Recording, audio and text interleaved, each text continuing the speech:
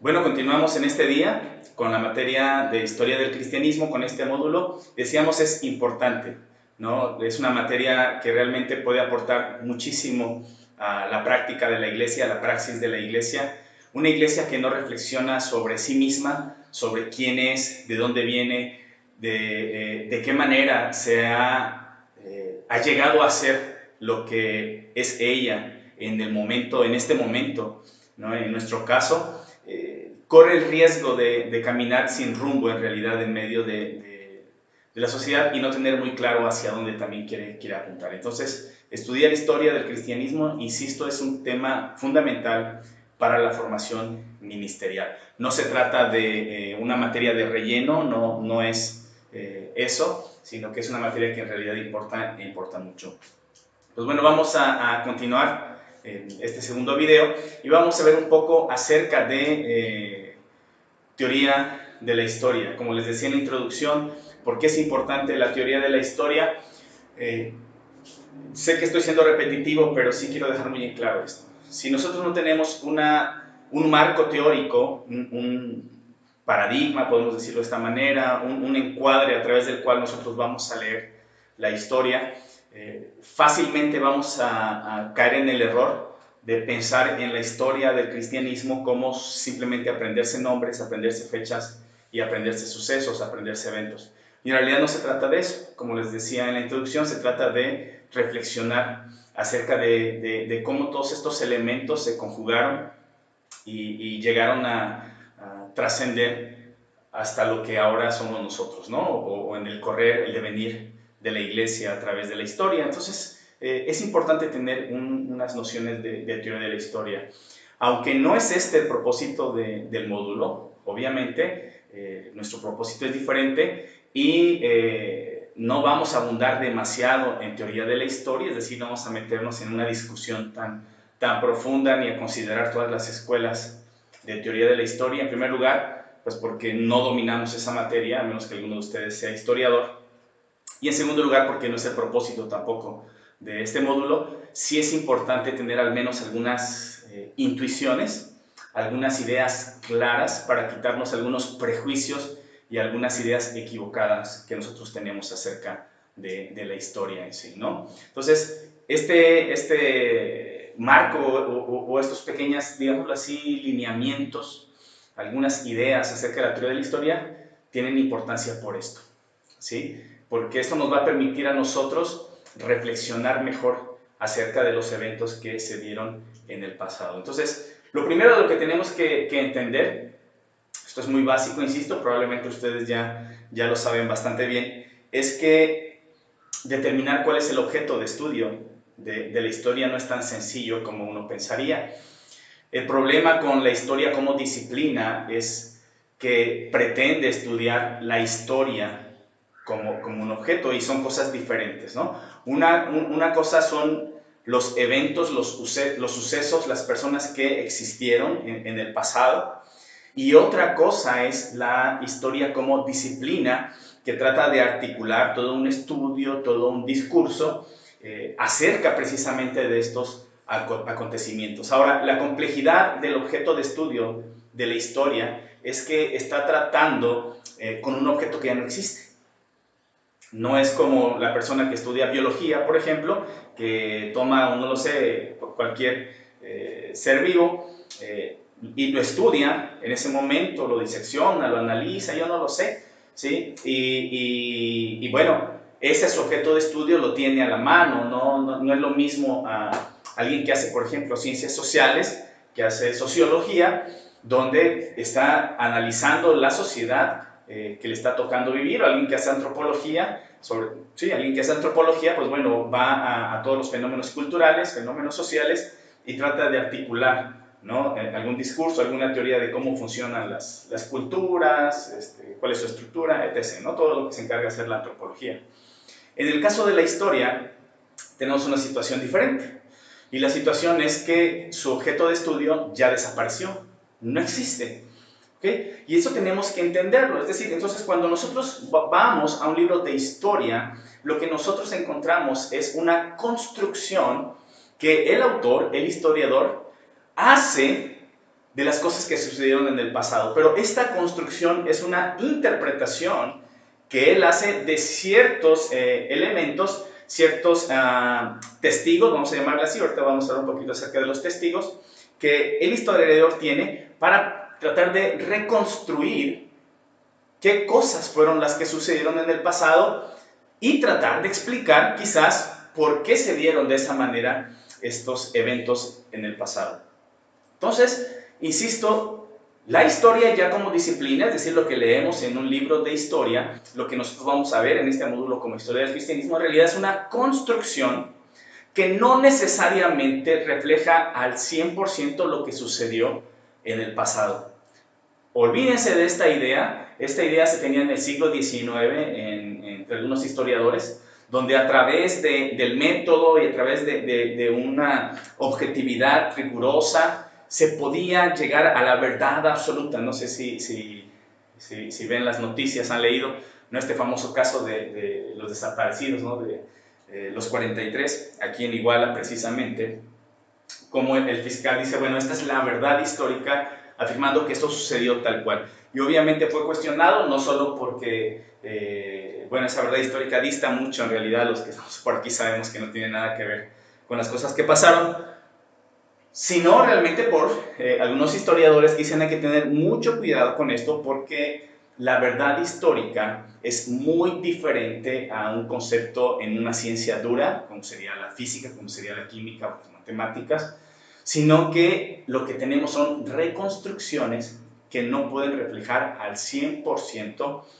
lo que en realidad pasó, sino que se acercan en mayor o menor medida, pero son construcciones y esto tenemos que entenderlo, ¿okay? Entonces vamos a trabajar con construcciones e interpretaciones de la historia. Otro punto importante a la hora de acercarnos nosotros a la disciplina de la historia, y bueno, el punto anterior, me regreso un poquito y sí quiero aclarar, ¿por qué es importante? ¿Por qué es importante entender esto que es una construcción?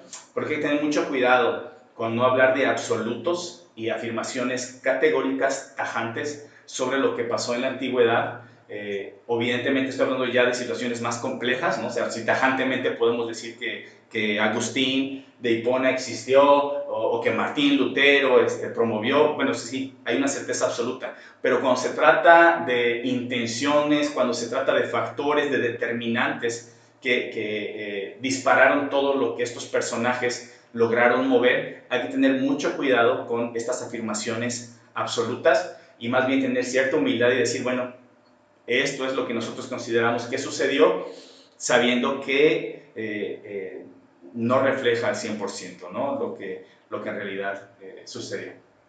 Y como les decía, otro punto importante en la teoría de la historia es considerarnos a nosotros mismos como seres históricos. ¿Qué significa eso? Que somos, pues, hijos de nuestra generación, hijos del contexto en el cual nos ha tocado vivir, y nuestra forma de pensar, nuestra forma de articular nuestros discursos, nuestra forma de comprender el mundo es diferente a cómo comprendía el mundo un cristiano del siglo XVII, cómo comprendía el mundo y a sí mismo un cristiano del siglo XII o un cristiano del siglo IV. Cada uno de ellos es hijo de su propio tiempo, y cuando hablamos de su tiempo no solo nos estamos refiriendo a los años, por supuesto, sino a toda la cosmovisión que había en el lugar en el que les tocó a ellos vivir, ¿sí? Todos los intereses, los valores, la forma en cómo las personas se concebían, la forma en cómo la sociedad estaba estructurada, la forma de gobierno bajo la cual vivían, los intereses que tenían, los sueños, es decir, cada ser humano ha vivido diferentes etapas en la historia de la humanidad y eso ha determinado la manera en cómo nosotros leemos las cosas. Así que un cristiano del siglo XXI, ¿sí?, tiene una perspectiva bien diferente del mundo y de todo, ¿sí?, a un cristiano, insisto, del siglo XII, por ejemplo. ¿Por qué es importante rescatar esto? Porque hay que tener mucho cuidado de no caer en lo que se les llama un anacronismo. Un anacronismo es ver hacia el pasado y tratar de imponer ideas, conceptos de el ahora en el pasado, ¿no? Eso es un anacronismo, es decir, en el pasado eran las cosas diferentes y no podemos nosotros pretender hacerlo. Les voy a dar un ejemplo, por ejemplo, si hablamos de empresarios en medio de la iglesia del siglo primero, que tengan mucho cuidado porque el concepto de empresarios y el capitalismo moderno no existía en el siglo primero, así que decir que hay empresarios y demás en el siglo primero es completamente falso. Ciertamente hay una economía y todo un sistema económico, pero muy diferente al sistema económico que vivimos ahora nosotros. Lo mismo, por ejemplo, un caso bien interesante, ¿sí? Aquí vamos a salir un poquito de tema, vamos a entrar al tema de hermenéutica, pero nos hace ver el anacronismo. Un anacronismo muy común dentro de las iglesias es el concepto de papá, ¿no? O de Abba, el famoso concepto que Jesús utiliza para referirse a Dios. La idea que generalmente nosotros tenemos es, bueno, Abba significa papito, es papá de cariño, la manera en cómo un hijo se relaciona con su papá. Y entonces nuestro concepto es ese, ¿verdad? Un niño pequeñito, con mucho cariño, mucho amor a papá. Y lo que nosotros le damos el sentido más importante a al concepto Abba es precisamente esta confianza y este cariño, ¿ok? Eso es lo que nosotros vemos porque nosotros concebimos esta relación padre-hijo con niño como una relación de profundo cariño, amor, confianza y demás. Pero en el siglo primero no era así, ¿sí? En realidad, y hay un autor muy importante español, Antonio Piñero se llama él insiste en esta cuestión, y también Javier Picasso, otro teólogo español muy importante, en que hay que tener cuidado con este concepto. ¿Sí? En realidad no es papito como generalmente se predica y se enseña, sino papá, tal cual. Abba es papá, sí con mucho cariño, pero sobre todo con mucha admiración y con muchísimo respeto. ¿Por qué? Porque en la sociedad mediterránea del siglo I, los niños veían al papá con un respeto impresionante. No pasaba lo que ahora pasa, ¿no? El niñito hace berrinche, le pega al papá, se tira y... En el siglo primero eso era sujeto a una disciplina verdaderamente fuerte, es decir, los varazos. La misma Biblia habla, ¿no? de la vara de la disciplina literal. Entonces, el concepto de Abba ciertamente es de cariño y de confianza, pero también y sobre todo el énfasis está en este profundo respeto y en esta profunda obediencia, porque uno mostraba el amor al Padre obedeciendo. Por eso cuando Jesús en el Evangelio de Juan dice, yo hago lo que mi Padre hace, yo hago lo que veo en mi Padre, Él está poniéndose como un hijo ejemplar, porque ese es el concepto en el siglo I. Entonces hay que tener cuidado con los anacronismos. El hecho de que seamos seres históricos y que tomemos conciencia de eso nos va a impedir que nosotros evaluemos, por ejemplo, la historia del siglo X en la iglesia con los valores de una iglesia del siglo XXI. Entonces, por eso importa este punto. Es importante considerar cuáles son las herramientas que tiene la historia para trabajar. Como les decía, su objeto de estudio es un acontecimiento que ya sucedió, no lo tenemos físicamente, no lo estamos viendo. Entonces, ¿de qué se vale, de qué herramientas se vale la historia? Por supuesto, hay herramientas, o digámoslo así, testigos físicos, y obviamente pues también hay herramientas teóricas para interpretar estos testigos físicos. Déjenme checar aquí. Aunque aquí se está hablando acerca de las fuentes, pero bueno, vamos a hablar de las herramientas. Ustedes lo conocen, esto sí estoy seguro que lo recuerdan de la secundaria, de la prepa. Pues obviamente las primeras fuentes o las fuentes más principales pues son los documentos, ¿sí? La historia trabaja sobre todo con documentos y no con libros de historia, sino, es decir, cómo el historiador analiza lo que sucedió en el siglo IV con respecto a la iglesia, pues con base en sermones, con base en cartas, con base en relaciones, con la correspondencia entre el emperador y sus oficiales, sus gobernantes, en el concilio de Nicea, bueno, las actas que se levantaron, copias de eso. Sí, es decir, las personas no toman conciencia de su ser histórico, sino hasta ya muy recientemente, o sea, en los últimos siglos. ¿Sí? En la antigüedad, pues simplemente dejaban estos testigos, estos escritos, y lo que hacía el historiador era voltear a ver a eso. Obviamente también se habla de testigos orales, que son pues tradiciones, leyendas, canciones que de pronto reflejan algo que sucedió. Por ejemplo, pasa con el canto de Débora. Si es el canto de una batalla y un historiador puede tratar de reconstruir qué es lo que sucedió con base en lo que el canto dice. ¿sí? Teniendo entendido que es un canto y que no puede interpretarse todo de manera literal porque es una construcción poética. En fin, la historia trabaja con documentos, pero pues también trabaja con la arqueología es fundamental, ¿sí? Las construcciones, vasijas y todo lo demás, trabaja con el arte, ¿sí?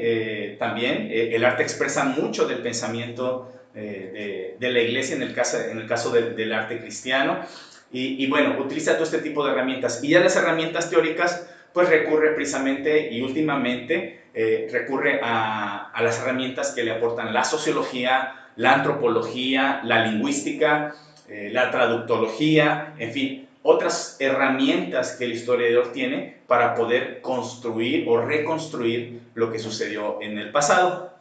Ya hablamos un poco acerca de estas fuentes, de estos escritos, y es muy importante también entender algo, la cuestión heurística. ¿Qué nos referimos con la cuestión heurística? El hecho de que haya cosas escritas del pasado no quiere decir que estas cartas, por ejemplo, relaciones o reportes dicen, sean realmente objetivas y realmente reflejen lo que, lo que sucedió. Un caso muy claro con esto tiene que ver con Flavio Josefo. Probablemente ustedes han escuchado hablar de Flavio Josefo, un historiador judío contemporáneo a nuestro Señor Jesucristo, que mucho de lo que se conoce de esta sociedad en el siglo I, pues se basa en lo que Flavio Josefo escribe. Ahora se describe diferentes grupos como los esenios, los menciona, los fariseos, habla un poco acerca de los cristianos, narra la caída de Jerusalén bajo Tito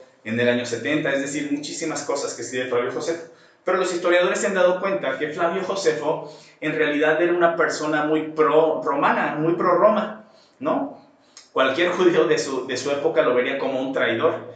Y en realidad Flavio Josefo tiene un interés muy grande por quedar bien con las autoridades romanas. ¿Sí? Así que hay que tener cuidado a la hora de leer a Flavio Josefo, porque Flavio Josefo lo que trata de hacer es exaltar al imperio romano. Entonces no es para nada objetivo, no le interesa hacerlo, le interesa congraciarse con Roma, y un historiador está plenamente consciente de eso. Lo mismo pasa, por ejemplo, con algunos escritos de Martín Lutero. ¿No? Martín Lutero era una persona muy fogosa, que escribía con muchísima pasión, escribía con un lenguaje muy común y en ocasiones hasta un lenguaje bastante vulgar. Ahorita nosotros pensamos en Martín Lutero y probablemente nos imaginamos este gran intelectual escribiendo cosas muy articuladas y finas, y ciertamente era un intelectual muy importante, tenía una formación impresionante, pero muchos de los escritos de Martín Lutero en realidad iban dirigidas a todo el vulgo, a toda la sociedad, y no podía darse él el lujo de escribir cosas sofisticadas, así que su lenguaje es muy popular, y de hecho para su tiempo es un tanto jocoso, o sea, de burla, hasta vulgar. Es decir, sería, y por ejemplo esto que voy a decir es un anacronismo, pero es más o menos para que se entienda. Realmente las cartas que escribe Martín Lutero sería como un folletito, como un panfleto, o si lo vemos ya en este tiempo como un blog, un videoblog, ¿no? Un youtuber haciendo estos videitos de 3 a 5 minutos cortitos y bien editados, pero que son incendiarios y que se comparten a través de las redes sociales. Básicamente Martín Lutero es lo que hace, y utiliza la imprenta precisamente para promover sus ideas, ¿no? Y hay que tener cuidado porque Martín Lutero, como les decía, pues escribe de una manera muy agresiva, y muchas cosas de las que él escribe están condicionadas por su lenguaje, ¿sí? Por el propósito que quiere, y que no describen fielmente la situación de lo que estaba aconteciendo. Por ejemplo, este debate está muy grande con la Inquisición española. Más adelante yo creo que hablaremos un poco acerca de ella en el siguiente módulo, pero está este debate entre algunos dicen que sí, ciertamente la Inquisición española mató a muchísima gente, pero algunos historiadores consideran que se ha sobredimensionado, se ha exagerado, y se han dado cuenta que muchas de estas exageraciones con respecto a lo que hizo la Inquisición, pues vienen precisamente de historiadores, alemanes o protestantes cuyo interés era echarle más tierra de lo que de por sí estaba haciendo mal la Inquisición, ¿no? Entonces, la heurística trata de eso, de evaluar, ¿sí? ¿Por qué es importante considerar esto? Pues para no irnos con la finta, es decir, No todo lo que leamos que se escribió en el pasado es la verdad, ¿no? Hay que tener cuidado con eso. Y por último, un punto importante en la teoría de la historia es empezar a considerar los fenómenos históricos no como grandes personajes que cambiaron el mundo, sino realmente como personajes que interactuaron con el montón de relaciones que se conjugaron, ¿sí? Para entonces el mundo estuviera en este devenir tan grande. Sí, vuelvo a retomar el ejemplo de Martín Lutero, ¿no? Ciertamente Martín Lutero fue un personaje fundamental en la historia del cristianismo, pero hay que tener cuidado, es decir, no es Martín Lutero solo por ser él, sino en realidad en una relación con diferentes personas, situaciones, lo que permite que la reforma protestante iniciada por él, pues fructificara. Como que, por ejemplo, el avance tecnológico, el avance de la imprenta. Sin la imprenta, el movimiento de Martín Lutero no hubiera prosperado. Es gracias a la imprenta que todas sus ideas, estos panfletos que él escribe, se pueden distribuir y eso incendia a las masas que ya están cansadas también del catolicismo y bueno, logra fructificar en la Reforma Protestante. Muchos consideran que si no fuera por la imprenta, la Reforma Protestante no habría sucedido. En realidad, hubiera demorado más hasta que se inventara la imprenta. Otra situación, por ejemplo, la situación política, ¿sí? El hecho de que ya los señores feudales de esa región de Alemania, como Felipe el Sabio, ya estaban realmente cansados de pagar impuestos a Roma y bueno, ellos ya deciden darle el apoyo a Martín Lutero. Sin ese apoyo tampoco hubiera fructificado la Reforma Protestante. Sí, Carlos V tiene un imperio enorme, es dueño prácticamente de la mitad del mundo, lo que sería América Latina ahora, Europa y demás, pero obviamente tener tanta extensión pues implica también gastos y muchísimo desgaste en varios sentidos, y lo que menos quería Carlos V era entrar en un conflicto armado con todos estos reyes, señores feudales de lo que después sería Alemania, ¿verdad? O Suiza. Entonces, también la situación política, la situación social fue determinante, la situación económica fue determinante, el hecho de que el Vaticano estuviera gastando muchísimo dinero, estaba en quiebra y eso lo promueve a seguir saqueando al resto del pueblo con la venta de indulgencias, pues es un disparador para que Martín Lutero pues se levante y bueno, resulte lo que sucedió. Sí, entonces hay que dejar de pensar la historia como solo algunas personas importantes que hicieron el cambio en la sociedad y darnos cuenta que en realidad es al revés. ¿Sí? Es todo un entramado complejo de situaciones, de relaciones, lo que permite también que estas personas geniales, ¿sí? Lograran impactar de la manera en cómo se ha impactado. Un caso muy concreto es el caso de Pablo, ¿no? Es gracias también a toda la infraestructura que el Imperio Romano le permite a Pablo, le ofrece a Pablo, que él puede hacer toda la labor evangelística. ¿Sí? Y aquí también quiero hacer un paréntesis, aquí ya me estoy extendiendo, pero es muy importante. Estamos viendo historia del cristianismo, no estamos viendo teología de la historia. Sí me gustaría que separáramos eso. Porque nos podríamos decir, es que Dios hizo que, sí, y lo creo firmemente, yo creo que la mano de Dios estaba allí, ¿no? Con Pablo, o que la mano de Dios estaba allí con Martín Lutero, pero eso es teología de la historia. Aquí no vamos a ver teología de la historia, aquí vamos a ver historia del cristianismo. Entonces, un punto importante, y espero que lo entendamos muy bien, es que ahorita no podemos utilizar la mano de Dios, no podemos utilizar la presencia del Espíritu Santo como un elemento pertinente para el análisis de la historia. Ojo, no estoy diciendo que no sea así, realmente yo lo creo que es así, pero por la misma disciplina de la historia solo se va a enfocar en acontecimientos contingentes, digámoslo así, humanos, pues, ¿sí? Sociales humanos, no de la intervención divina. Ya cuando hagamos una teología de la historia, entonces sí nosotros podemos articular nuestro análisis desde una perspectiva cristiana y espiritual. Entonces, si estamos hablando de historia del cristianismo, vamos a tratar de limitarnos a lo que es historia en sí, ¿ok? Entonces, si surge alguna duda, tienen mi número, se los voy a compartir y aquí sí me gustaría invitarlos.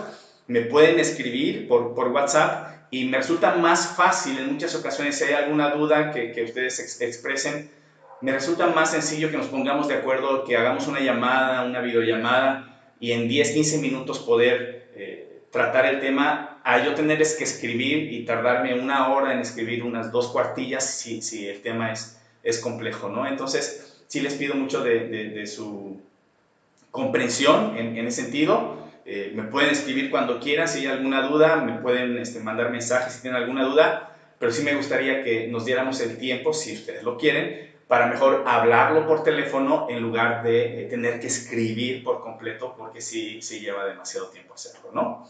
Pues bueno, continuamos ahora con el siguiente tema.